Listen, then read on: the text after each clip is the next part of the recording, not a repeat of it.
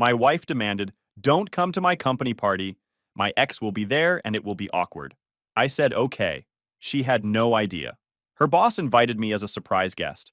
When she showed up and saw who was sitting next to me, her face went pale. All right, Reddit. My wife said it would embarrass her if I showed up at her office party because her ex would be there. She had no idea that I was the new regional director, invited as a surprise guest. Grab your popcorn and enjoy the shit show. This one's got a delicious revenge. I'm Carter, 34 male, and 3 weeks ago my marriage fell apart in front of 150 people at a corporate holiday party. But I'm getting ahead of myself. We'd been married for 7 years. Met in college at some party where everyone pretended they weren't bombing their classes. She was studying pharmaceutical sciences, I was in business management, got married young, bought a house in the suburbs, did the whole domestic thing. The first sign something was wrong came about 2 months before the party. Anna started dressing way better for work. Better like, I'm trying to get someone's attention better. New dresses. Perfume I'd never smelled. Spending 45 minutes getting ready for a random Tuesday morning meeting. When I mentioned she looked nice, she'd get weird and defensive. I'm just being professional, Carter. Not everyone can work in sweatpants from home. Nice jab at my remote consulting job, which paid 70% of our mortgage, but apparently wasn't good enough for her. Then the phone thing started. She'd be scrolling during dinner, smiling at the screen. When I'd ask what was so funny, she'd flip it face down and say, "Work stuff." I didn't push it. Maybe that was stupid, being the chill guy who doesn't check phones or start drama. Figured if something was wrong, she'd talk to me eventually. We were adults. We communicated. At least I thought we did. Then one Tuesday, she dropped it on me. I was making dinner when Anna walked in and leaned against the counter with that look. You know the look. "So the office holiday party is Friday," she started, not looking at me. "I think maybe you should skip it this year." I looked up. Why? "Scott's going to be there." Scott. Her ex-boyfriend from before we met. They dated for 2 years in their early 20s. According to Anna, it ended fine when he moved to Seattle for some big sales job. I'd never met him, never even seen a picture. He was just this random ex from her past that I'd never thought about. "Okay," I said slowly. "And that matters because?" She hesitated. "It might be awkward. Ex at a work event? I just think it's easier if you're not there. I'll go, show my face, and come home early." Something in her tone felt off. Not loud alarm bells, just this quiet feeling in the back of my head. "Anna, we've been married 7 years. Why would I care about some guy you dated over a decade ago?" "You wouldn't. But he might. He's been kind of friendly lately. Asking about my life, commenting on old photos. I just want to avoid drama. If he's making you uncomfortable, talk to HR. It's not that serious." She opened the fridge, grabbed a water bottle, wouldn't look at me. "Just do this for me, okay? Please." And like a complete idiot, I said yes. Because in 7 years, Anna had never given me a real reason not to trust her. Sure, she'd been distant lately, but I figured it was work stress. She'd never been sketchy about where she was, never had weird charges on our credit card. So when she asked me to skip one party, I figured whatever. No big deal. What she didn't know was that I had my own surprise coming. 2 months earlier, I'd gotten a call from a recruiter. One of those LinkedIn messages that usually goes straight to spam, except this one actually got my attention. They were looking for a regional director of operations at a pharmaceutical company. My background in logistics and business management made me a good fit. The company? Same one where Anna worked. I went through 3 rounds of interviews, all with corporate headquarters in Philadelphia, not the local office where Anna's sales team worked. The position would oversee multiple departments across the region, including supply chain, compliance, and sales operations. Big step up from my current remote consulting thing.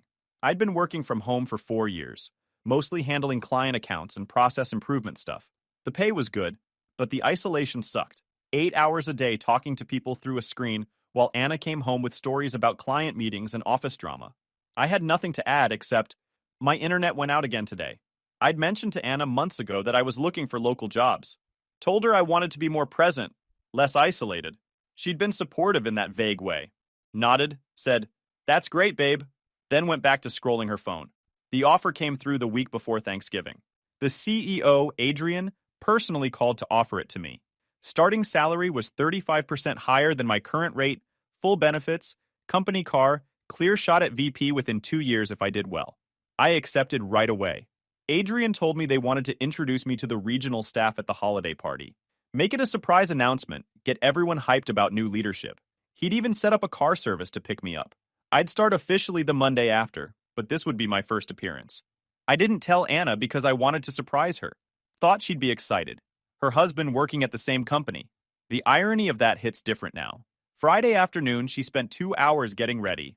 Long shower, hair curled with the expensive iron she usually saved for weddings, changed outfits 4 times before settling on a tight black dress. You look beautiful, I said from the doorway. She jumped like I'd caught her doing something wrong. Thanks. Just want to look professional. Adrian's going to be there, you know. Important to make a good impression. Adrian, her CEO, my new boss. Small world. She kissed me goodbye around 7, reminded me not to wait up, grabbed her keys and left. I watched her car disappear down the street, then went to get ready. The car service showed up at 8:15. Clean black sedan, driver in a suit, whole deal. I wore my charcoal gray suit, the one I'd bought for the final interview, and reviewed my mental notes about the regional staff during the drive. The party was at a hotel downtown. I could hear music from the parking garage. Adrian had texted me to meet him at the executive table when I arrived. Wanted to introduce me to key people before the big announcement. I walked in at 8:30, scanned my invitation, headed toward the main ballroom. The place was packed. Maybe 150 people, all dressed up, standing around with drinks and small plates. Adrian spotted me right away and waved me over to a large table near the front. That's when I saw him. Scott, sitting right where Adrian was pointing for me to sit. I didn't know it was Scott at first.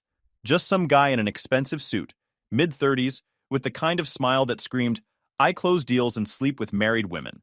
Adrian made introductions while I was still processing. Carter, this is Scott Carson, our new VP of Sales. Just promoted last month after moving back from Seattle. Scott, meet Carter Price, our incoming Regional Director of Operations. He starts Monday, but I wanted him to meet the team tonight. Scott stood up, extended his hand with this smug grin. Glad to have you, man. You're going to love the culture here. Really collaborative environment. Collaborative. Right. I shook his hand, firm grip, direct eye contact. Sat down next to him and started scanning the room for Anna. Found her near the bar with a group of co-workers, laughing at something someone said. She looked happy. Had no idea her plan was about to blow up in her face. Then Scott's phone buzzed. He glanced at the screen, and this smile spread across his face. A knowing smile. He picked up the phone, typed something, set it back down. Your wife here tonight? Adrian asked Scott. Divorced, actually. 2 years now. Scott leaned back in his chair, looking confident. But I'm working on something promising, reconnecting with an old flame. He glanced toward the bar. Straight at Anna, I kept my face normal. Didn't react. Just sat there like I hadn't noticed anything. Anyone I know? Adrian asked. Scott lowered his voice, leaning in like he was sharing insider info. Let's just say we dated years ago, before she got married. Her husband's some remote consultant, works from home in sweatpants all day. She's been really receptive to reconnecting. That narrowed it down pretty clearly. Adrian started talking about quarterly projections, but I wasn't listening anymore. I was watching Scott, watching how he kept glancing toward Anna, watching how comfortable he looked talking about going after a married woman, watching how he had no clue he was bragging to her husband. I let him talk, listened to him go on about the sales team, about his plans for the first quarter, all while knowing that in about 10 minutes, things would get messy. Adrian stood up at 9 o'clock, tapped his glass to get everyone's attention. The music died down. People started gathering around, drinks in hand, waiting for the announcement. Thanks everyone for coming out tonight, Adrian started. Before we get back to celebrating, I wanted to introduce someone special. We've brought on new leadership for our regional operations, and I'm excited for you all to meet him. He pointed at me. This is Carter Price, our new Regional Director of Operations. He'll be overseeing supply chain, compliance, and sales operations across the entire region starting Monday. Carter comes to us with a lot of experience in logistics and business management, and I'm confident he's going to take our regional performance to the next level. I stood up, did a small wave to the room. Polite smile. Professional. That's when Anna saw me. The moment her eyes locked onto mine, all the color drained from her face. The drink in her hand slipped from her fingers and shattered on the floor. The sound cut through the room. People turned, looked at the broken glass, looked at Anna, looked at me standing next to Adrian and Scott at the executive table. Scott had gone stiff in his chair. I could see him doing the math in real time, figuring out that the remote consultant in sweatpants was now his boss's boss, and that he'd just spent 20 minutes bragging about going after my wife. Adrian kept talking, something about regional goals and collaboration, but I wasn't listening. I was watching Anna try to pull herself together, watching her realize what was going on. After Adrian finished the introduction, people came up to shake my hand, welcome me to the company. I played the part, smiled, made small talk, acted like I hadn't just watched my marriage blow up in real time. Scott had disappeared, probably to the bathroom to panic, or maybe to find Anna, though I doubted she wanted to talk to him right now. I found her 20 minutes later in the hallway outside the ballroom. She was leaning against the wall, makeup smudged, looking like she was trying not to completely fall apart in public. "Carter," she said when she saw me, voice shaking. "I can explain." "I'm sure you can." I kept my voice level, calm. "But I don't think I need to hear it." "It's not what you think." "Really?" "Because Scott spent 15 minutes at my table telling me and Adrian about this promising situation he's working on. An old flame who's married to some remote consultant said she's been really receptive." Her face fell. "We haven't done anything." "I swear. It was just talking. Just texting. I wasn't going to actually do anything." "Right," I repeated. "Is that why you told me not to come tonight?" "No, you don't understand." "How long?" "What? How long have you been just talking to Scott?" She hesitated. That told me everything. 6 weeks since he moved back to town. 6 weeks.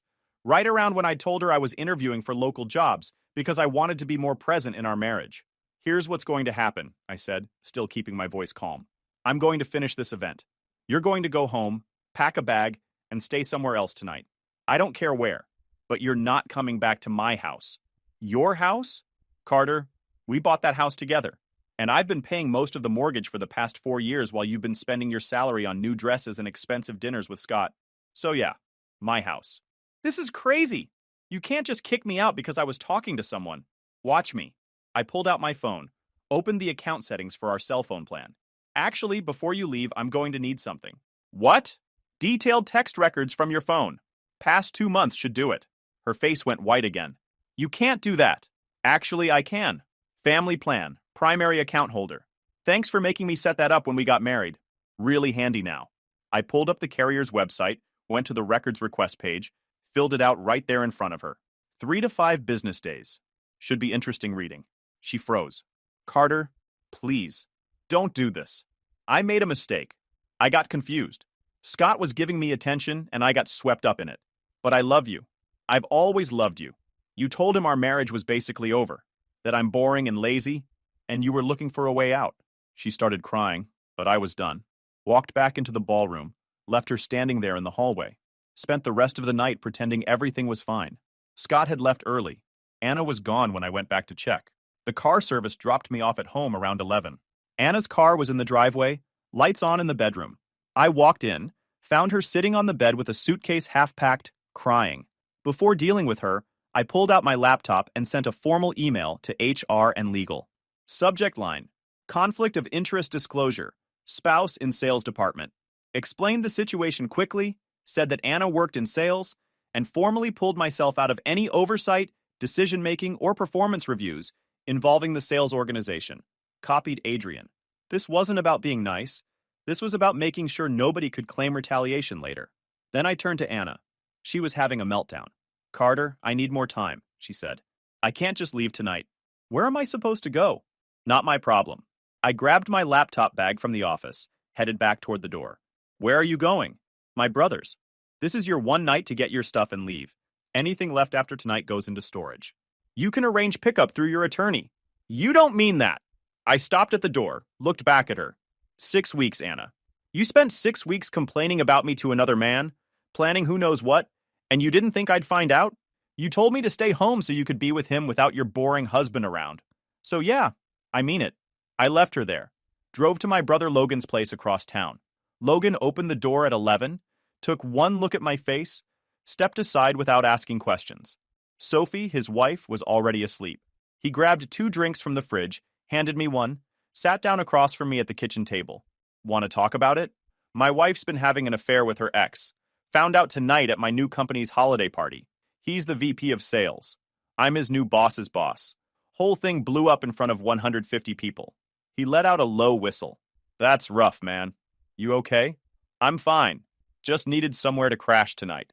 I spent that night in their guest room, staring at my phone, watching texts from Anna pile up. Apologies, excuses, promises to fix things. I didn't respond to any of them. Saturday morning, I woke up to an email from the phone company. They'd rushed my request, probably because of my premium business account. The attached PDF was 312 pages of text records between Anna and Scott. I spent 4 hours reading through everything at Logan's kitchen table, while he and Sophie pretended to have errands to run. The coffee went cold. My breakfast sat there uneaten, because what I was reading was so much worse than I'd thought. They'd slept together 3 times. Not just emotional affair, not just texting, physical, hotel rooms, meetups when she claimed she had client calls. The first time was 4 weeks ago. Some hotel downtown. Scott had booked it, told her he'd been thinking about her since he got back to town. The texts after were graphic. Anna telling him how she'd forgotten what it felt like to be desired. Scott promising he'd make her feel that way every time they were together. The second time was 2 weeks ago. Same hotel. Longer this time. 3 hours on a Wednesday afternoon. Anna had told me she had a conference that day. The third time was Monday, 3 days ago. The day before, she told me not to come to the party. They'd been planning more. Scott had booked a room for next weekend. Some boutique place that charged $350 a night. Anna was going to tell me she had an overnight sales conference in Baltimore. Early morning sessions that meant she needed to stay Friday night. There were entire conversations about me. Anna complaining that I'd gotten lazy, gained weight, and stopped trying. Scott agreeing that I didn't deserve her. The irony of this coming from someone who didn't know I'd just been hired as his boss wasn't lost on me. She'd told him I spent my weekends gaming instead of taking her out. What she didn't mention was that she'd asked me to give her space on weekends. Me time, she'd called it. So I'd found something to do that didn't involve bothering her. She'd complained that I didn't like spending money on experiences. What she didn't mention was that we'd been saving for a down payment on a bigger house. I forwarded the entire PDF to my personal email. Then I looked up divorce attorneys, found one who handled fault-based cases, sent them the records with a quick explanation. 20 minutes later, my phone rang. The attorney, Janet. Mr. Price, I've reviewed what you sent. Pennsylvania allows fault-based divorce on grounds of adultery. We can move fast on this if you want. How fast? Filing by Monday. Given the evidence, I'd recommend going after full custody of any marital assets, including the house. You've been the primary financial contributor based on what you've told me. Sunday morning, Anna showed up at Logan's house. Sophie answered the door while I was in the guest room.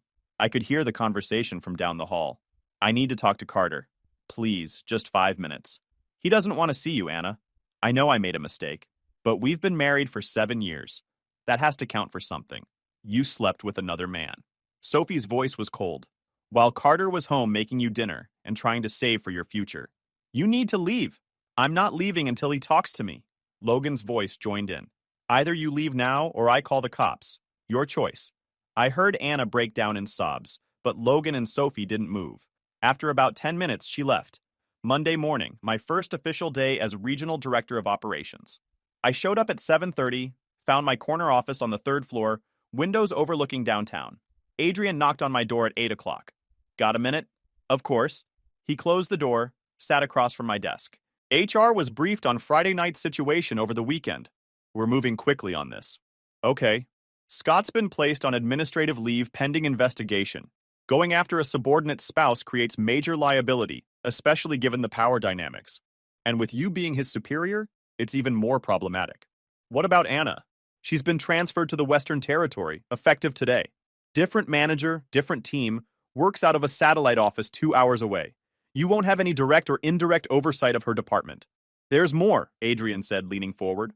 HR did a deep dive into Scott's activities during the investigation. Found problems in his expense reports. Personal travel billed to corporate, client dinners that were actually dates. We're talking about major misuse of company funds. I paused. How major? North of $30,000 over the past 6 months. Accounting traced personal airfare and hotel bills back to charges on the corporate card. Scott signed the expense forms himself, claimed they were all business-related. I let out a low whistle. That's serious. He's being terminated today. We're also considering legal action to recover the stolen funds. Adrian paused. Look, I'm sorry about how this all played out. If I'd known about any of this, I never would have seated you together Friday night. You couldn't have known. The morning meeting was at 9 o'clock. The conference room packed with department heads, all of them sneaking glances at me. Word traveled fast in small offices. Adrian introduced me formally, explained my role and responsibilities, and went through transition timelines. People asked standard questions about reporting structures and decision-making. Anna didn't show up. Her manager mentioned during the sales update that she'd been transferred to the Western Territory, would be working remotely on client accounts. Everyone knew why. By Tuesday, her text had gone from apologetic to desperate. 157 messages. I blocked her number, set up all communication to go through my attorney. That night, her mother Marcia called. I answered because I figured I'd have to deal with her eventually. Carter, what on earth is going on? Anna is devastated. She's been crying for 3 days straight. Did she tell you what happened, Marcia?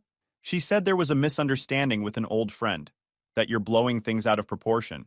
Is that what she called it? I let the statement hang there. People make mistakes. You don't throw away a marriage over one mistake. It wasn't one mistake.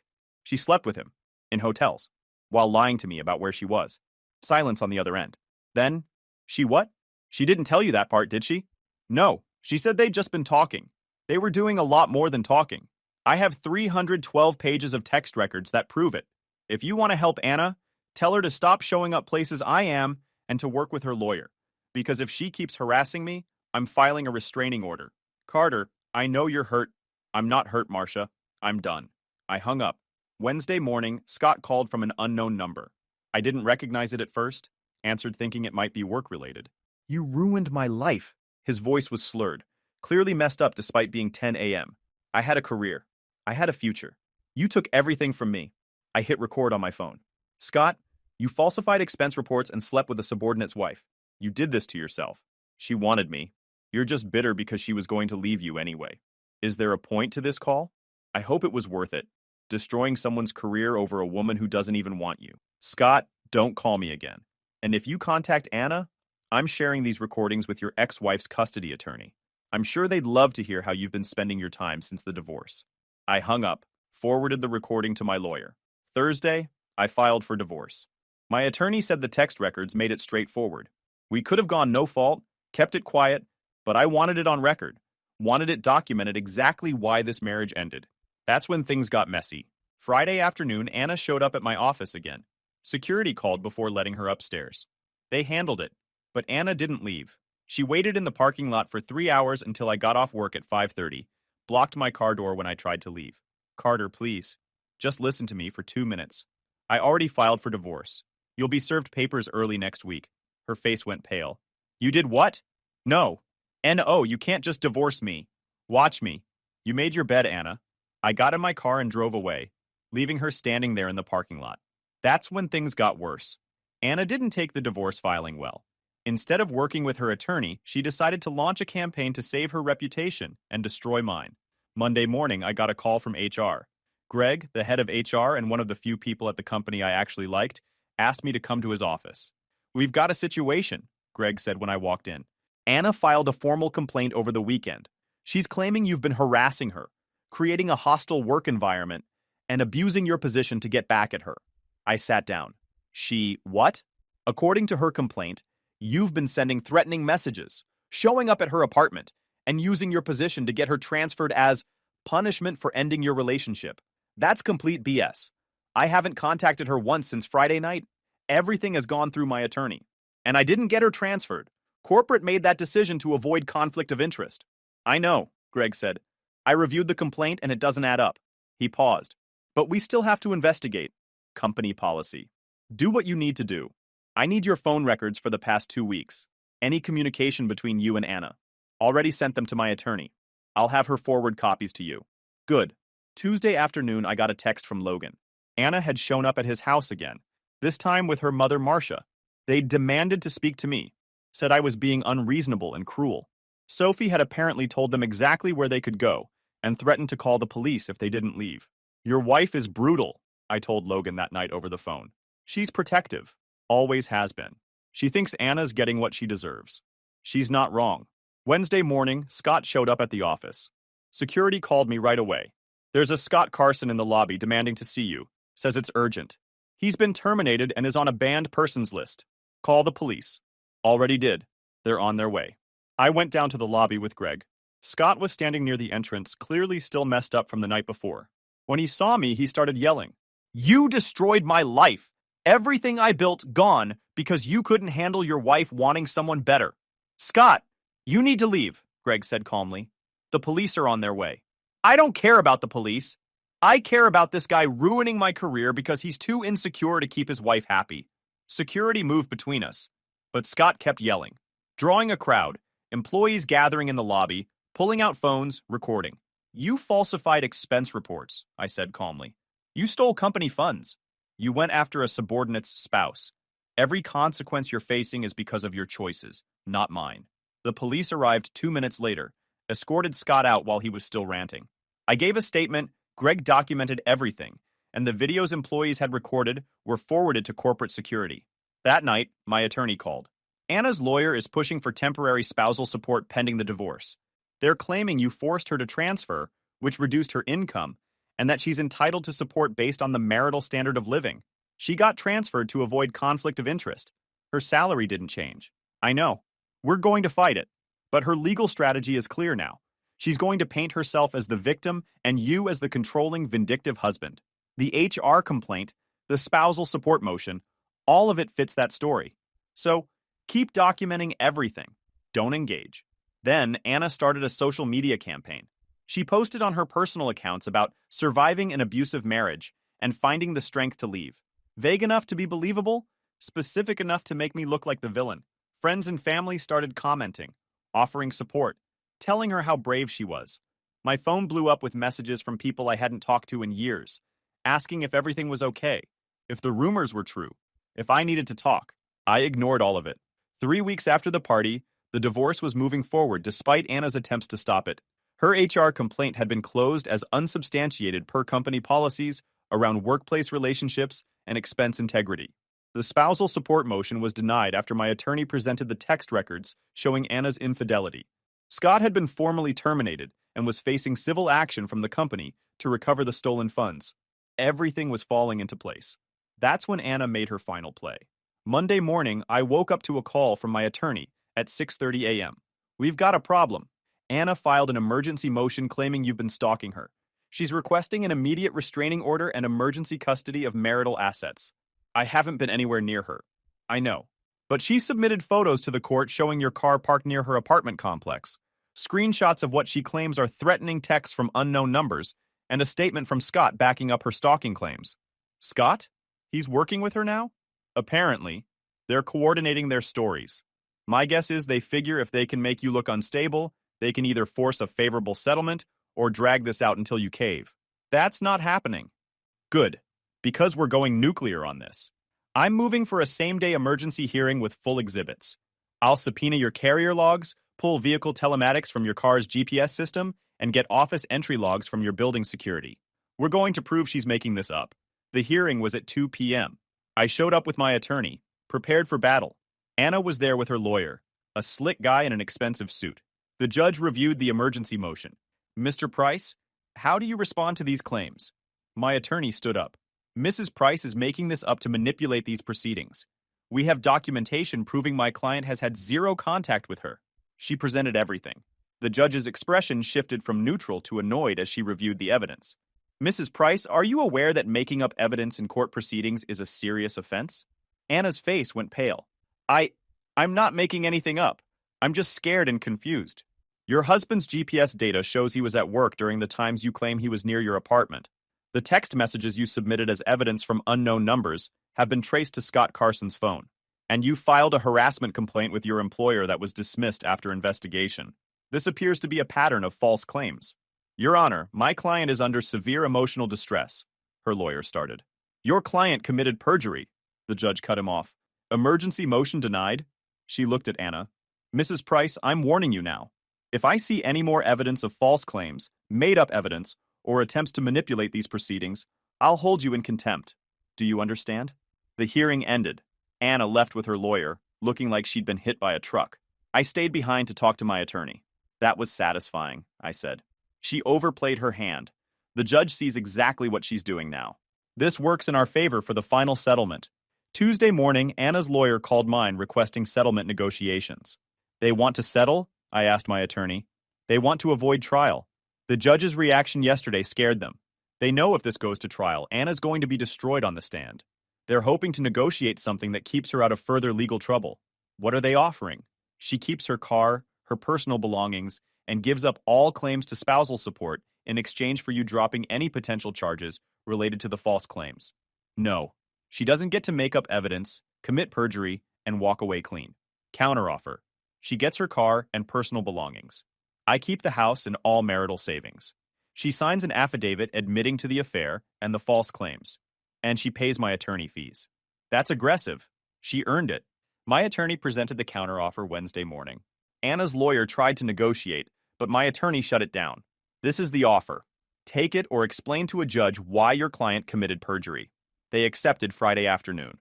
4 months after the party, the divorce was finalized. Anna signed every document without fighting anything. The affair, the false claims, all of it entered into public record. She kept her car and her personal belongings. I kept the house, the savings, and my dignity. The affidavit she signed admitting to the affair and false claims would follow her forever. Any future employer, any future partner, anyone who cared to look would find it. Work had become my escape. The regional director position was challenging, but rewarding.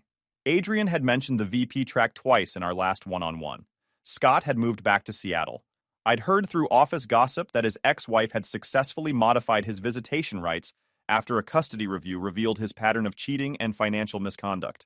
He'd also been sued by the company for the stolen funds and had settled out of court to avoid criminal charges. Anna's life, from what I could gather through mutual friends, had collapsed. The transfer to the Western Territory had isolated her professionally. The admitted affair had destroyed her reputation in the local pharmaceutical sales community. Her salary hadn't changed, but her performance had tanked, and she'd been let go for missing quota 3 months in a row. She was barely surviving, basically starting over. I'd moved on. Been dating casually, nothing serious yet. Joined a gym, got back into shape, rediscovered what it felt like to have goals that didn't involve maintaining someone else's happiness at the expense of my own. Then last Tuesday, she showed up at my house. I'd just gotten home from work, was pulling into my driveway when I saw her car parked on the street. She was sitting on my front porch steps, looking like she'd been crying for hours. "Carter, please. Just 5 minutes. I'm begging you." Something in her voice made me stop. Curiosity. I turned around. She looked terrible. Worse. She'd lost weight, probably 20 pounds, in an unhealthy way. Dark circles under her eyes, skin pale, wearing clothes that looked like she'd been sleeping in them. 5 minutes, I said. "You're not coming inside." She nodded, wiping her face with her sleeve. "I lost my job last week. Can't make rent. My car's about to be repossessed. I have nowhere to go. Not my problem? I know. But my parents won't help anymore. Scott won't return my calls. Carter, I'm drowning. Just let me stay in the guest room for a few weeks." I looked at her, this person who'd thrown away 7 years because she couldn't stay loyal. "You told Scott I was boring, that our marriage was over. I know. You slept with him 3 times while I was saving for our future. You filed false claims, committed perjury, tried to destroy my career. I know I was desperate and scared. I'm sorry. And now you want me to help you. I don't have anyone else." I stayed silent for a minute, just staring at her in contempt. Then I pulled out my phone, transferred $500 to her account. "That's enough for a cheap motel and food. After that, you're on your own. That's all you're getting. And I'm not doing it for you?" She broke down crying on my porch steps, but I didn't move, didn't comfort her, didn't offer anything beyond what I'd already given. I walked inside, closed the door, locked it behind me. I watched through the window as she got into her car, sat there for a few more minutes, then drove away. She made her choices. She chose lies over honesty, chose to destroy everything we'd built for someone who'd abandoned her the moment things got rough. Now she gets to live with exactly what she deserves. Guys, we are so close to hit 100,000 subscribers on this channel. If you are not subscribed to the channel, please consider subscribing. It really helps hit that 100,000 mark. Thanks for making this dream come true.